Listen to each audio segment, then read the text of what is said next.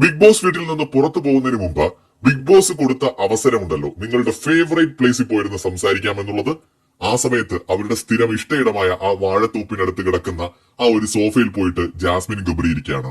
അവിടെ വെച്ച് ഗബ്രി ചില കാര്യങ്ങൾ ജാസ്മിനോട് പറയുന്നുണ്ട്. സ്ട്രോങ് ആയിട്ട് നിൽക്കുക, കാര്യങ്ങൾ നേരിടുക, എത്ര പ്രതിസന്ധി വന്നാലും തളരരുത്, ഒരിക്കലും ബ്രേക്ക് ഡൌൺ ആകരുത്, എന്തിനേയും നേരിടാനുള്ള മനക്കെട്ടി, മെന്റൽ സ്ട്രെങ്ത് ഇപ്പൊ നമുക്കുണ്ട്. ഇവിടെ എങ്ങനെയാണോ അങ്ങനെ തന്നെ പിടിച്ചു നിൽക്കാൻ ശ്രമിക്കണം. നമുക്ക് അത്യാവശ്യത്തിലധികം മെന്റൽ സ്ട്രെങ്ത് ഇപ്പോഴുണ്ട്. അതുകൊണ്ട് തന്നെ നമുക്ക് പിടിച്ചു നിൽക്കാൻ പറ്റും. എത്ര വലിയ അറ്റാക്ക് വന്നാലും നമുക്ക് ഇവിടെ പിടിച്ചു നിൽക്കാൻ പറ്റും. പിന്നെ സുഹൃത്തുക്കളായിട്ട് ആരെങ്കിലും ഒക്കെ അപ്പോൾ ഉണ്ടാവുകയും ചെയ്യും. എല്ലാം ഓക്കെ ആവും. മര്യാദയ്ക്ക് നിന്ന് നല്ലപോലെ കളിക്കണം, വിഷമിച്ചിരിക്കരുത് എന്ന് പറഞ്ഞുകൊണ്ട് ഗബ്രിയും ജാസ്മിനും ഹഗ് ചെയ്യുന്നുണ്ട്.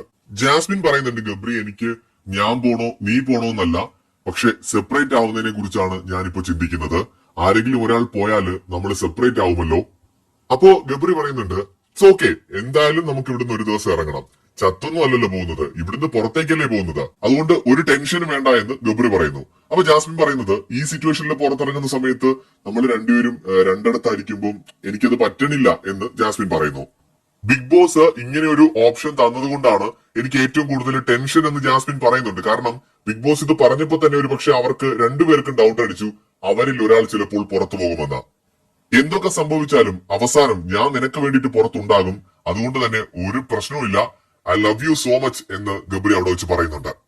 ഇവിടെ ആയാലും പുറത്തായാലും ഞാൻ ഉണ്ടാവും നിനക്ക് വേണ്ടിയെന്നും ഗബ്രി പറയുന്നുണ്ട്. എവിടെയാണോ നിർത്തുന്നത് അവിടെ നിന്ന് തുടങ്ങാൻ ഞാൻ ഉണ്ടാവും. ഞാൻ പോവാണെങ്കിൽ ഞാൻ വെയിറ്റ് ചെയ്യും, നീ വരുന്നത് വരെ ഞാൻ അവിടെ കാണുമെന്ന് ജാസ്മിൻ ഗബ്രിയോട് പറയുന്നുണ്ട്. അപ്പോ ഗബ്രി പറയുന്നുണ്ട്, ഒരുമിച്ച് സംസാരിച്ച് തീരുമാനമെടുക്കുമെന്ന. എനിക്ക് തോന്നുന്നു പിന്നെ രണ്ടുപേർക്കും പുറത്തെ കാര്യങ്ങളെ കുറിച്ച് നല്ല ധാരണയൊക്കെ ഉണ്ട് കേട്ടോ. ഒന്നും അറിയാതെ അല്ല അവർ നിൽക്കുന്നത്. പുറത്തുള്ള എല്ലാ കാര്യങ്ങളെ കുറിച്ചും അവർക്ക് അറിയാം. കാരണം സായിയൊക്കെ പറഞ്ഞവർക്ക് അറിയാം.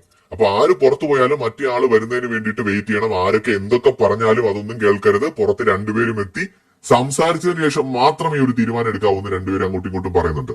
സോ അവരുടെ ഒരു കോൺവെർസേഷൻ അതാണ്. അപ്പോ മേ ബി അവർ തമ്മിൽ റിലേഷൻഷിപ്പിനെ കുറിച്ചോ ഫ്യൂച്ചർ ലൈഫിനെ കുറിച്ചോ ഒക്കെ ആയിരിക്കാം ആ ഒരു കോൺവെർസേഷൻ എന്ന് തോന്നുന്നു. അതെന്തോ ആയിക്കോട്ടെ, അത് അവരുടെ പേഴ്സണൽ ലൈഫാണ്. പുറത്തിറങ്ങിയിട്ട് അവർക്ക് തീർച്ചയായിട്ടും ഉചിതമെന്ന് തോന്നുന്ന തീരുമാനമെടുക്കാം. സൗഹൃദമാണോ അതൊക്കെ അവരുടെ കാര്യമാണ്. സന്തോഷം, എന്താണെങ്കിലും സന്തോഷം. ഗബ്രി ഒരു നല്ലൊരു മത്സരാർത്ഥിയായിരുന്നു.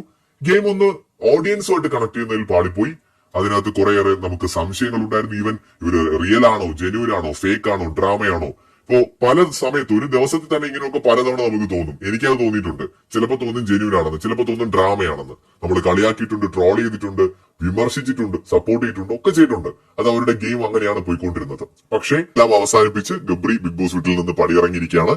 ഇനി ഇവരുടെ ലൈഫിൽ അവര് നല്ലപോലെ അവർക്ക് ജീവിക്കാൻ സാധിക്കട്ടെ, നല്ലൊരു ലൈഫ് ഉണ്ടാവട്ടെ. All the very best.